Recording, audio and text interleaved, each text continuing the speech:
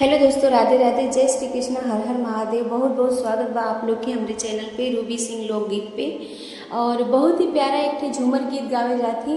जो आप लोग ध्यान से सुनी, फुल वॉच करके सुनी और अच्छा लगी तो कमेंट में ज़रूर बताइए कि गाना कैसा लागला। और जे भी चैनल पे नया बा प्लीज़ आप लोग चैनल से जुड़ जाइए और अपन प्यार और दुलार सपोर्ट बनाए रखी। तो चलिए जा सुनल जाए गाना। अरे सासू के लागल जड़ैया हो ननदो के बोखा, सासू के लागल जड़ैया हो ननदो के बोखा, सैया के भैले रतौनी हो दिन सूझ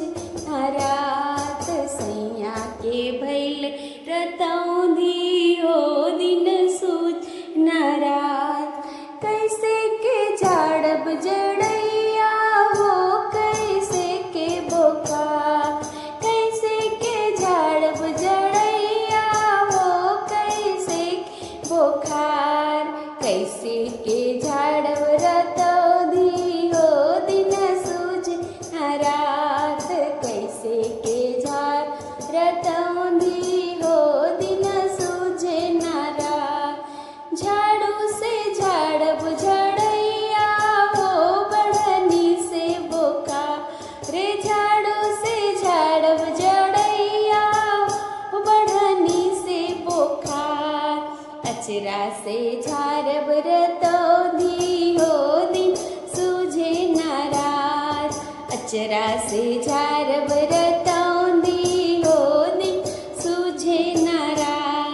अरे केकरा के ले गईले भूतवा हो केकर बैताल, केकरा के ले गई भूतवा हो केकरा बैताल, केकरा के ले गई पड़ोसन हो दिल जर गई हमार, केकरा के ले गई पड़ोसन हो दिल जर गई हमार, अरे सासू के ले गईल भूतवा हो ननदो बैता, ले सासू के ले गईल भूतवा हो ननदो बैता, सैया के ले गई पड़ोसन हो दिल जर गई हमार, सैया के ले गई पड़ोसन हो दिल जर गई हमार, केकरा के लागल जड़ैया हो केकरा के बोका,